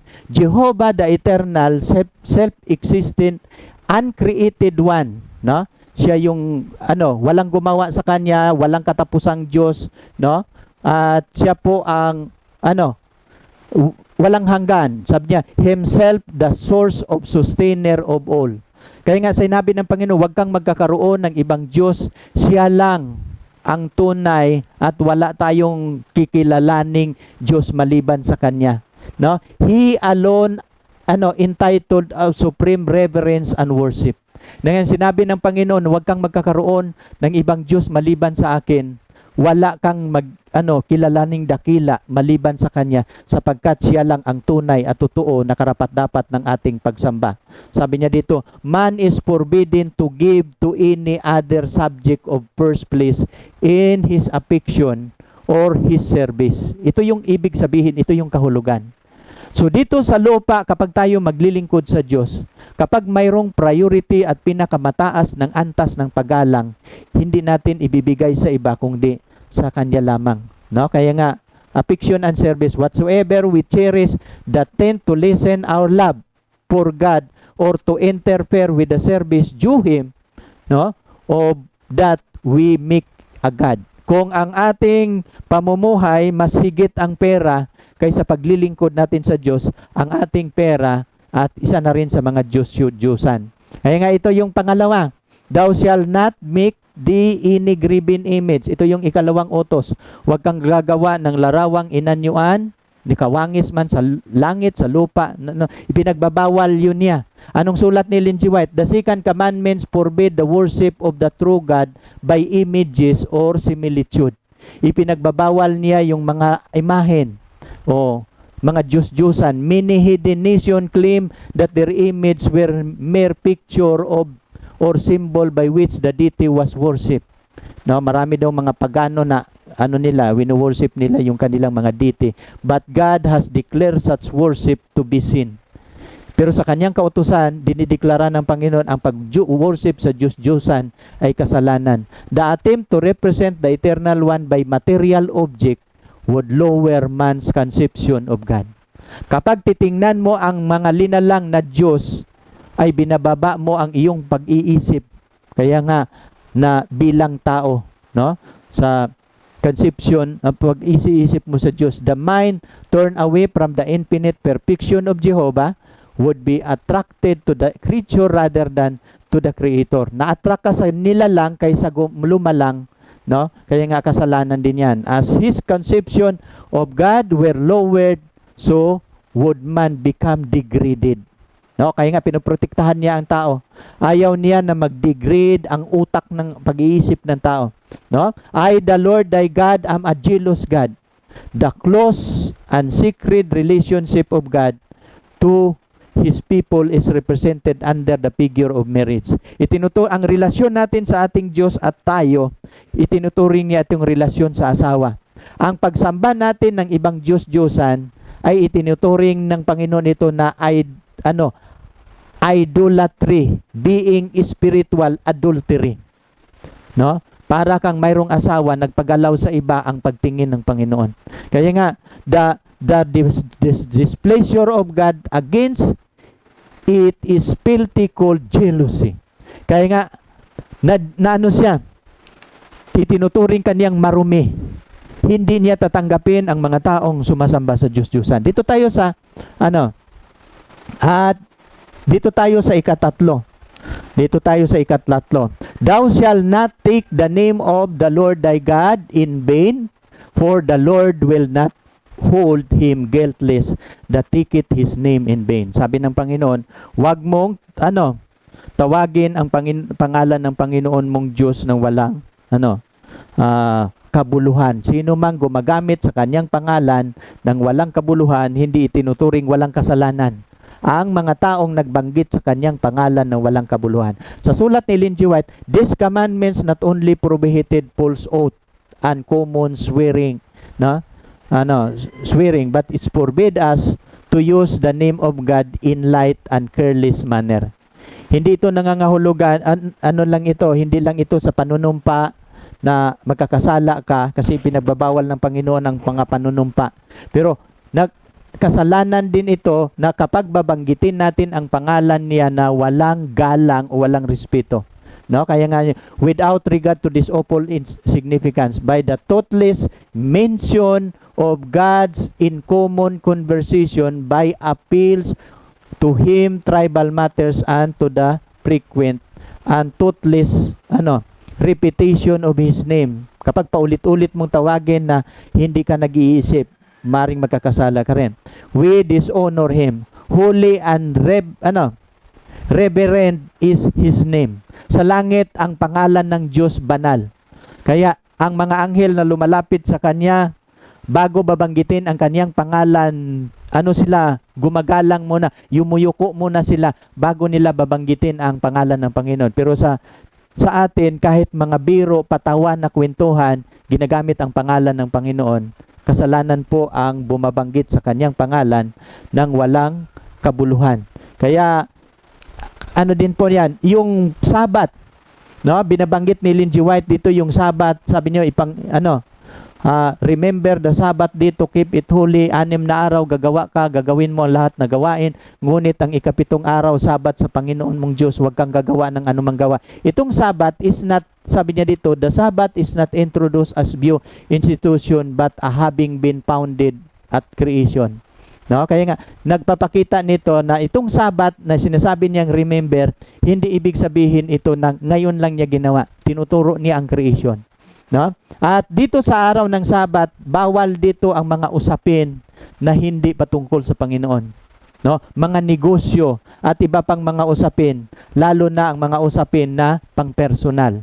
Ang mga natin pag-usapan dito may kinalaman sa pananampalataya sa Panginoon, sa paglilingkod, kasi ang panahon ng Sabat is hindi na atin kundi sa Panginoon. Honor thy father and thy mother, that thy days may belong upon the lands which the Lord thy God giveth thee. Parents are entitled the degree of love. Kaya nga, sabi ng Panginoon sa 5 utos, igalang ninyo ang inyong ama at ina at bibigyan kita ng mahabang buhay. Sabi ng Panginoon, ang mga magulang daw entitled the degree of love. Ito yung turo ng Panginoon sa mga anak. Love and respects which is due to no other person. Kapag mayroon tayong igagalang, ang pinakauna nating igagalang, hindi ang ibang mga tao, kundi ang magulang. God Himself who has placed upon them a responsibility for the soul committed to their charge. Kasi sila pinagkatiwalaan ng Diyos na mga ngasiwa, mga ngalaga sa atin. Kaya nga, igagalang natin ang pinagkatiwalaan ng Diyos. Has ordained that during the earlier years of life, parents shall stand in the place of God. Inalagaan tayo ng ating magulang, sila ang nagpapalaki sa atin kasi inuutusan sila ng Panginoon. Gaya nga, kapag mayroon tayong unang tao na igagalang, walang iba kundi ang ating magulang. At sabi niya dito, and he who reject the rightful authority of the parents is rejecting the authority of God. Kaya yung mga tao na hindi gumagalang sa magulang, nireject nila ang authority ng Diyos. The fifth commandments require children not only to yield respect, submission, and obedience to their parents, but also to give them love and tenderness and lighten their cares, to guard their reputation and succor, and to comfort them in the old age. Responsibilidad mo rin na alagaan kapag mga matanda ng iyong magulang. It's also enjoin respect for ministers and rulers and for all others to whom God has delegated authority. At hindi lang sa mga magulang ang ating igagalang, pati ang inilagay ng Panginoon na ministro sa iglesia, pati ang nilagay niyang mga authority sa pamahalaan. Igagalang natin sila at kasama yon sa ikalimang utos. No? Kaya nga, this is the apostle, if the first commandments with promise, ito lang ang unang utos sa ikalawang tapyas na bato na mayroong pangako. Thou shalt not kill. Yung wag kang papatay. Anong ibig sabihin nito? No? All act of injustice that tend to shorten life. The spirit of hatred and revenge. Katulad na rin yan. Yung wag kang papatay pero nilululong mo ang iyong sarili sa bisyo, pinapatay mo na din ang iyong sarili.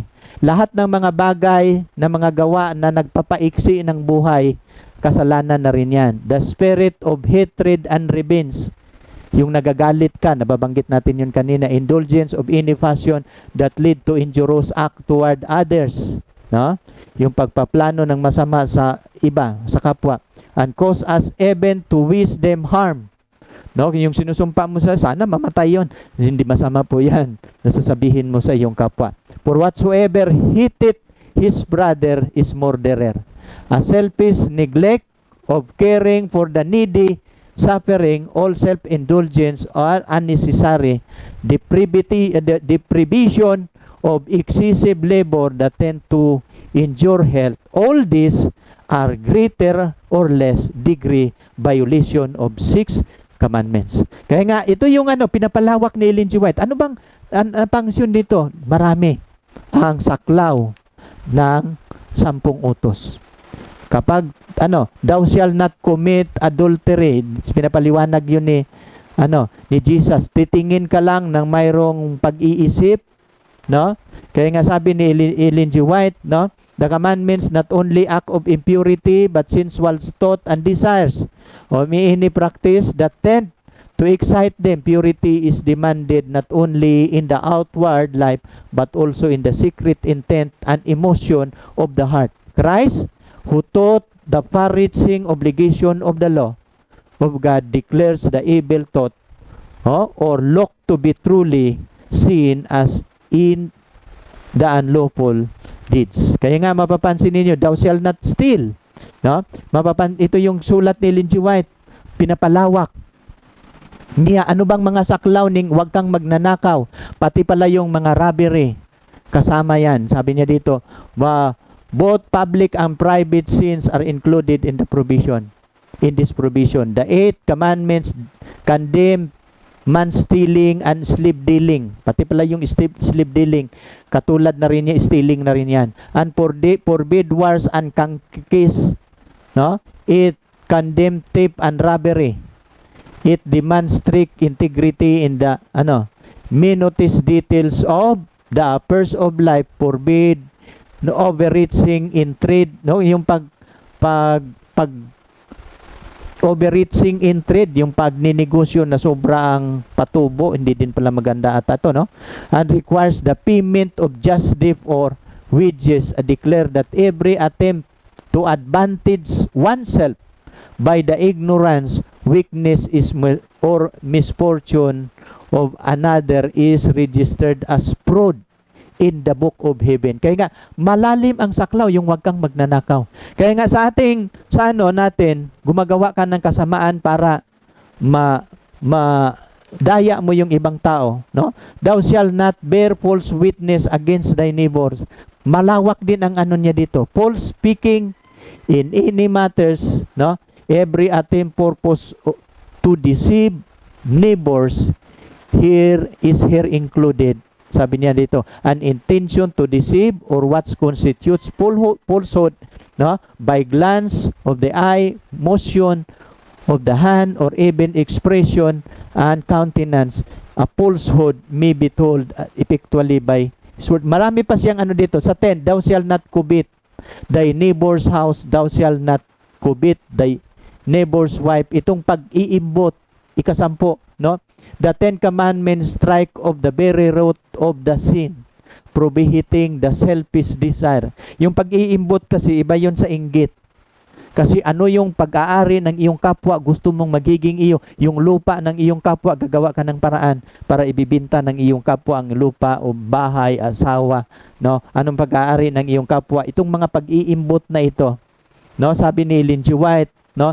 The 10 Commandments strike at the very root of all sin, prohibiting the selfish desire. Kasi ang pinakaugat dito, selfish desire, from which springs the sinful act.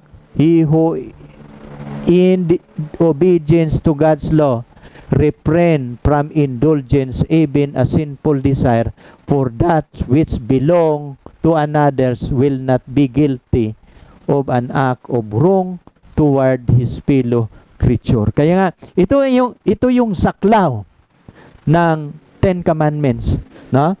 Malawak ang saklaw niya. At ang dahilan kung bakit, alam niyo, babalik tayo sa 10 Commandments. Kung bakit ito ibinibigay ang Panginoon, ito po yung ating proteksyon. Proteksyon po ito ng Panginoon sa atin. Babalik tayo sa Exodus 20. Pagbabasahin natin ang Exodus 20, 18, di ba ang 10 Commandments, Exodus 20, 1 to 17. Yan, nakasulat ang 10 Commandments. Kapag babasahin ninyo yung 18 hanggang 20, ano bang layunin ng Diyos? Bakit niya binigay ang 10 Commandments? At nakikita ng buong bayan ang mga kulog at kidlat. At ang tunog ng pakakak at ang bundok ay umuusok at nang nakita ng bayan, no? At nanginig sila sa malayo.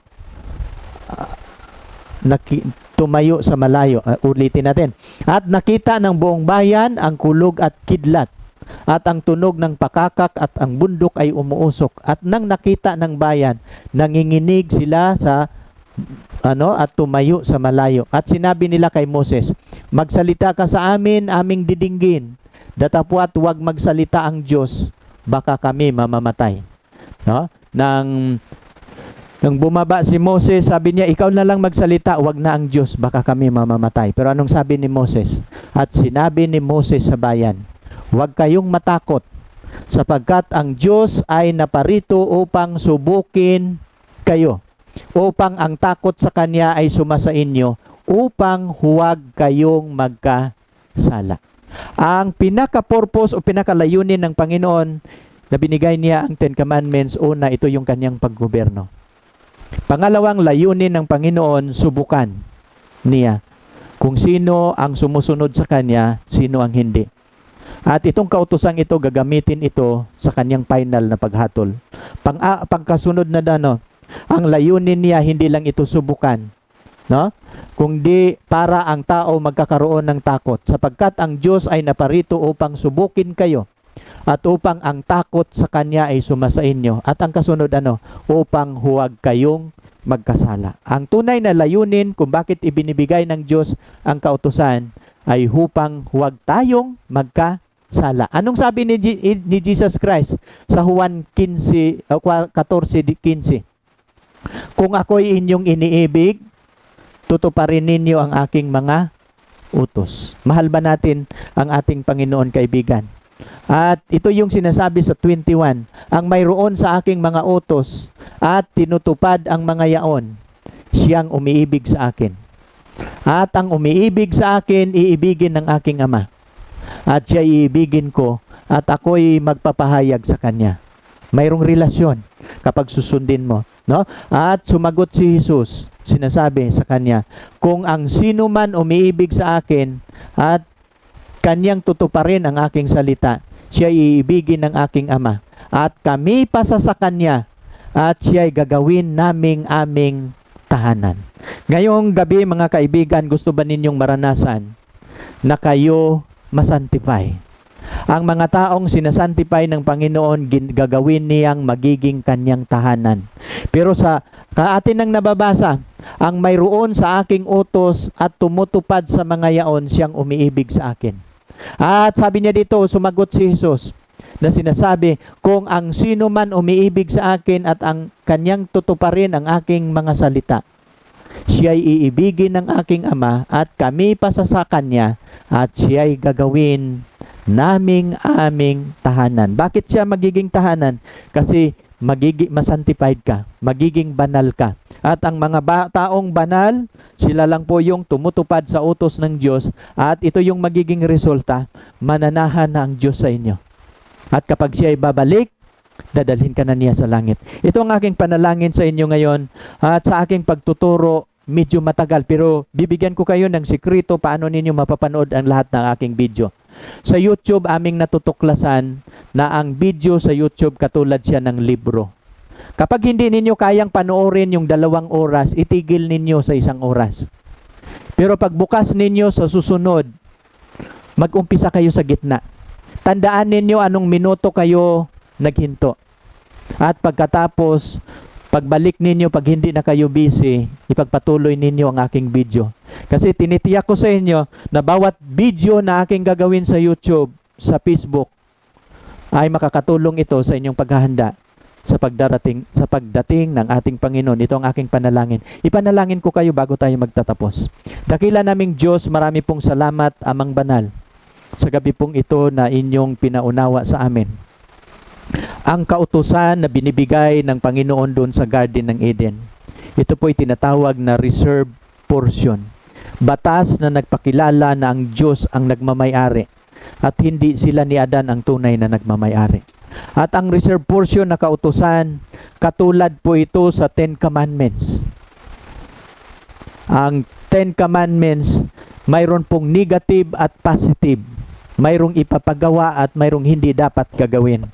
At ang batas na ipapakain sa Garden ng Eden, ang kahoy na ipapakain, 2 po.